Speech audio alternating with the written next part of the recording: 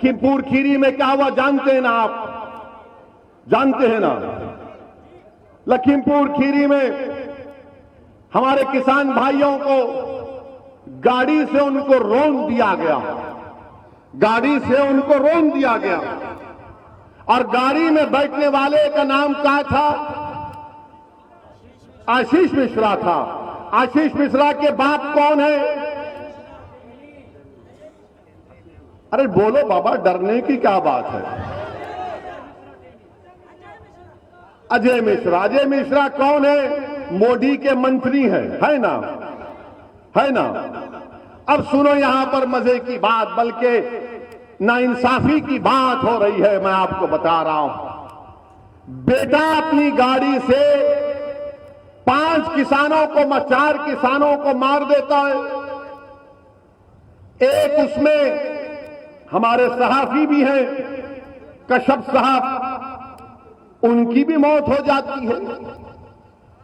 अब आप ये देखिए कि अजय मिश्रा मंत्री हैं, कहते हैं कि हां वो जो जीप गाड़ी थी मेरी थी, वो जीप गाड़ी थी वो मेरी थी।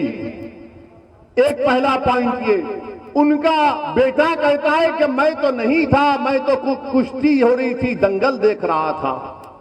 मगर किसानों ने कहा कि इनका बेटा गाड़ी में बैठा था, इसने गाड़ी चलाई और 5 लोगों की जिसकी वजह से मौत हुई। सुप्रीम कोर्ट में मामला गया, सुप्रीम कोर्ट के चीफ जस्टिस ने इस मामले का नोटिस लिया।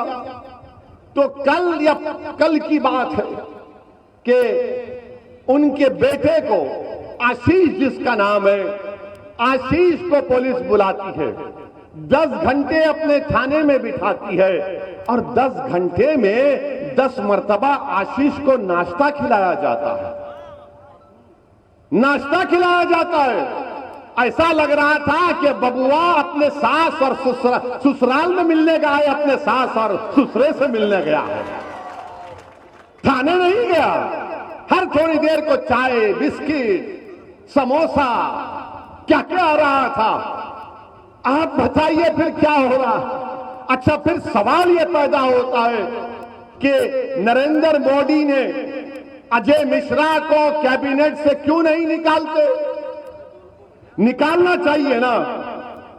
अगर बाप मंत्री हो, गाड़ी बाप की हो और बाप की गाड़ी से 5 लोगों की मौत हो जाती है और बाप खुद कह रहा है कि मेरी गाड़ी है, बाप खुद कहता है अपनी तकरीर में कि सुधर जाओ वरना तुमको 2 मिनट में सुधार देंगे। तकरीर के 2 दिन के बाद 5 किसानों को मार दिया जाता है, उनका कत्ल कर दिया जाता है, उनका मर्डर कर दिया जाता है, उनकी हत्या कर दी जाती है। तो नरेंद्र मोदी मंत्री को नहीं हटाते। क्यों नहीं हटाते बोलो आप? क्यों नहीं हटाते नरेंद्र मोदी? बताइए ना। इसलिए नहीं हटाते क्योंकि अजय मिश्रा का ताल्लुक ऊंची जात से है, आला जात से है। इसीलिए नरेंद्र मोदी बोल रहे नहीं नहीं, चुनाव आ रहे, आला जात के, ऊंची जात के वोट नहीं मिलेंगे, इनको हम बचाएंगे। अगर आशीष की जगह उसका नाम अतीक होता, आशीष की जगह उसका नाम अतीक होता, तो क्या बुलडोजर नहीं चढ़ जाता उसके घर के ऊपर? क्या बुलडोजर नहीं चढ़ता? तो नाम आशीष है, अतीक नहीं है, तो कहा कि आशीष है तो हमारा शिष्य है, हम इसको बचाएंगे। अतीक है तो गुंडा है, बाहुबली है, माफिया है, और आशीष जो है लोकप्रिय नेता है। नाम आशीष है तो घर पर बुलडोजर नहीं जाएगा बाबा आपका, योगी बाबा आपका बुलडोजर नहीं जाएगा। क्या आपके बुलडोजर पर लिखा हुआ है कि खाली मुसलमान का घर तोड़ा जाएगा? क्या मुसलमान का घर तोड़ा जाएगा जिस पर हत्या का इल्जाम है, मर्डर का इल्जाम है, जो गाड़ी में बैठकर गाड़ी चलाता है? बीजेपी को मैं कहूंगा, बीजेपी के लोगों से, कि कमल का निशान बदल दीजिए और एक गाड़ी जीप रख लीजिए थार की, ये हमारा निशान है, हम रौंद देंगे सबको। बताइए आप आशीष को, मंत्री को नहीं हटाते, उनके अब्बा को? योगी जी आशीष के अब्बा जान को नहीं हटाएंगे? क्या तुम ही बोल सकते अब्बा जान? हमारी मुंह में जबान नहीं है? क्या नरेंद्र मोदी आशीष के अब्बा जान को नहीं हटाएंगे आप? मोदी जी क्यों नहीं हटाएंगे अब्बा जान को? आप हटाना चाहिए ना अब्बा जान को। आप तो बोलते हैं कि मैं कोई चीज को, गलती को बर्दाश्त नहीं करता। बाबा, क्या आशीष के अब्बा को आप बचाएंगे या जेल को भिजाएंगे? बाबा को बताना पड़ेगा ना उत्तर प्रदेश की जनता को। बाबा तो हर बात पे अब्बा जान बोलते हैं। अब ये अब्बा जान मंत्री बनकर बैठे, देश की सुरक्षा के मंत्री हैं। उनका बेटा गाड़ी से किसानों को मार दिया। अब ये समझ में आया आपको नहीं आया? मुझे बताइए कि अब्बा जान का नाम अजय मिश्रा है, बेटे का नाम आशीष है, अतीक नहीं है। अगर बेटे का नाम अतीक होता या आरिफ अनवर हाशमी होता तो अब तक जेल में चले जाते। कितने घर तोड़ दिए जाते, कितने घर तोड़ दिए जाते अब तक। मगर ये बता रहा हूं, ये फर्क है। अब जब हम इसको बयान करते हैं तो मुझे मालूम कि आज शाम में 6 बजे से रात के 12 बजे तक असदुद्दीन ओवैसी के नाम पर सब लोग शादी करेंगे अपनी अपनी टीवी पर। हमारी तरफ से आसिम वक़ार बैठेंगे, बोलेंगे कि ये तो सच्चाई बयान कर रहे थे। हम जब ये कह रहे हैं तो बताओ, नरेंद्र मोदी आप तो कहते हैं कि दलित ओबीसी समाज हमारे साथ है, तो क्यों तरफदारी कर रहे हैं मोदी और योगी? अजय मिश्रा की इसलिए कर रहे हैं कि अजय मिश्रा का उस समाज से ताल्लुक है जो आलाजाद के हैं, और अतीक और आपके यहां के पूर्व विधायक आरिफ अनवर हाशमी वो आलाजाद के नहीं है, वो तो जनियों भी नहीं है ना। हम तो जनियों भी नहीं है, इसीलिए हमारे खून की कीमत नहीं। हमारे नौजवानों की जिंदगियां बर्बाद हो गई जेलों में सड़ सड़ कर। आज उत्तर प्रदेश की जेलों में 27% मुसलमान बहैसियत अंडर ट्रायल है। कौन जिम्मेदार है उसका? आपके पास कोई लड़ने वाला है, कोई इस आवाज को बुलंद करने वाला है? और जहां तक ये जो लखीमपुर खीरी का वाकया है, मैं आपको बताना चाहता हूं, दुनिया को जानना चाहिए कि वहां पर एक किसान भाई हमारे जिनकी कत्ल कर दिया गया, जिनका नाम नक्षत्र सिंह था। नक्षत्र सिंह का बेटा भारत की फौज में है, भारत की सरहदों की हिफाजत कर रहा है।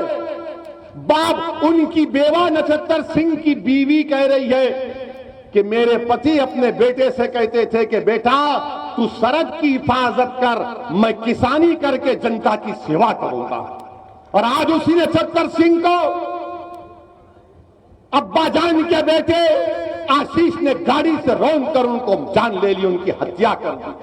वहीं पर हमारा एक और भाई जिसका नाम गुरु लवप्रीत सिंह है, जब उसको गाड़ी ने टक्कर मारी तो लोगों ने उसको उठाकर अस्पताल लेकर जा रहे थे, तो उसने लेकर जाने वालों से कहा कि भाइयों मेरी 2 बहनें हैं, मेरे पास पैसे नहीं है, मेरी जान बचाओ। अस्पताल जाने तक लवप्रीत सिंह मर गया लवप्रीत सिंह। बताइए आप, वो जर्नलिस्ट जिसको कहा गया कि किसानों ने मारा, खुद उसका भाई कह रहा है कि नहीं, मेरे भाई को किसानों ने नहीं मारा, बल्कि ये अब्बा जान के बेटे आशीष की गाड़ी ने उस जर्नलिस्ट की जान ली। 8 लोगों की मौत हो गई, 5-4 किसान, एक जर्नलिस्ट, 5 लोग मर गए। आप बताइए कि कौन इनकी आवाज बनेगा, कौन इनसे इंसाफ करेगा? मेरे अजीज दोस्तों और बुजुर्गों, ये हालात आज उत्तर प्रदेश में है, और अफसोस इस बात का है कि हमारे प्रधानमंत्री जनाब नरेंद्र मोदी अपनी जबान से कुछ नहीं कहते। लखनऊ को आए तो आकर कहा कि अब के बार 18 लाख दिए जलाइए, 18 लाख दिए। अरे मोदी जी, ये जो लोग मर गए, 5 लोग, जिसमें 3 लोग, 8 लोग, जिसमें बीजेपी के भी 3 थे, क्या वो घर में दिया जलाएंगे? घर में तो अंधेरा पड़ चुका है। उन घरों में किसी ने अपने भाई को, अपने बेटे को खोया है, किसी ने अपने बाप को खोया है, कोई हमारी बहन बेवा हो चुकी है, कोई बच्चे यतीम हो चुके हैं। और भारत की जमहूरियत में जब लोग मरते हैं तो सब चीखा मारते, सब चीख मारते, और 15 दिन के बाद सारी दुनिया उस परिवार को भूल जाती। वो परेशानी में जिंदगी का गुजारते ही हकीकत है। मेरे अजीज दोस्तों और बुजुर्गों, योगी कहेंगे कि क्या मैंने 45 लाख नहीं दिए? योगी जी, क्या एक इंसान की जान की कीमत कोई लगा सकता है? क्या 45 लाख किसी की जान की कीमत होगी? उस मां से पूछो जिसने 9 महीने अपने कोख में उस बच्चे को कैसे पाला होगा। उस मां से पूछो जब वो जन्म दे रही थी उस बच्चे को या अपनी बेटी को कितनी तकलीफ उठाई होगी, कितने चीखें मारी होंगी। जिसने उसको पाला पोसा, अपना दूध पिलाया, अपने साये में रखा, बिस्तर पर नहीं अपने जिस्म पर उसको लिटाकर उस बच्चे को और बेटी को पाला, उससे जाकर तुम कहोगे कि 45 लाख तुम्हारी औलाद की कीमत है, तो मां देखकर तुमको बद्दुआ देगी कि तुमने मेरे बेटे की जान ली और 45 लाख देखते हो। मेरे अजीज दोस्तों और बुजुर्गों, मेरी आपसे गुजारिश है कि आपको अपने वोट का सही इस्तेमाल करना है। डरने और घबराने की जरूरत नहीं है। मेरी आपसे एक गुजारिश है कि ये बहुत से मसाइल आपके पास हैं और आप देख भी रहे हैं कि मैं समाजवादी पार्टी की बात किया, ये हर जगह हम पर कि हमने आकर ऐसा कर रहे। हम पूछना चाह रहे समाजवादी पार्टी से कि जरा ये तो बताइए कि उन्नाव के फैसल को कोई जानता है? वो उन्नाव का फैसल जो तरकारी बेचता था, जिसको उत्तर प्रदेश की पुलिस ने अपने थाने में लेकर खूब पीटा, वो मर गया तो फैसल के पास कोई नहीं जाता है। मगर एक गुप्ता साहब को बाबा के गोरखपुर के वहां पर एक गुप्ता साहब को पुलिस मारती है, वो मर जाते हैं तो मुख्यमंत्री भी चले जाते हैं, अखिलेश यादव भी चले जाते हैं, और अखिलेश यादव जाकर गुप्ता परिवार को 21 लाख रुपए का चेक देते हैं। और फैसल की जान की कोई कीमत नहीं है, क्योंकि समाजवादी जानती है ये मुसलमान कहां जाएगा हमको छोड़कर, ये तो हमारा कैदी है, इसको हमने बंधक बनाकर रख लिया, इसको सोचने समझने की तमीज नहीं है। हमने इनकी सोच में डाल दिया कि तुम पैदा होने के बाद सिर्फ वोट डालना, नेता नहीं बनना। मैं आपको बताने आया हूं कि आप नेता बनेंगे इंशाअल्लाह ताला। आप ही की सफों से एक उत्तर प्रदेश नहीं भारत का कद्दावर निकलेगा शख्स जो नेता बनेगा इंशाअल्लाह ताला। मैं उत्तरला और उत्तर प्रदेश के मुस्लिम अकलियत को पैगाम देने आया हूं कि टिकट क्यों मांगते हो? तुम टिकट बांटने के आज मौकफ में हो। तुम क्यों जाकर टिकट मांगते हो? अरे तुम टिकट बांट सकते हो। तुम 19% हो उत्तर प्रदेश में, तुम 19% आबादी में हो और 27% उत्तर प्रदेश के जेलों में मुसलमान हैं।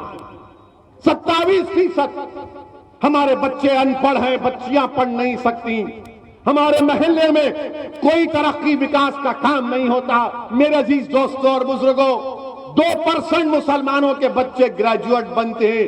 आपको एक तब्दीली पैदा करना है, आपको एक तब्दीली पैदा करना है। अब की बार अपने वोट का सही इस्तेमाल करिए। हाँ, अब ये रहा सवाल कांग्रेस पार्टी का, ये कांग्रेस पार्टी में अब दम नहीं रहा। अगर आप दुनिया के सबसे बड़े हकीम को भी लाएंगे और हकीम साहब को बोलेंगे इस पार्टी को जिंदा करने की कोई दवा है, तो हकीम साहब बोलेंगे बेटा तुझे ताकत की दवा दे सकता हूं, इस पार्टी में अब कुछ नहीं रहा। जिंदगी नाम की कोई चीज नहीं रही। जिन्होंने हमारे वोट का इस्तेमाल किया, हमारा बेड़ा गर्क कर दिया।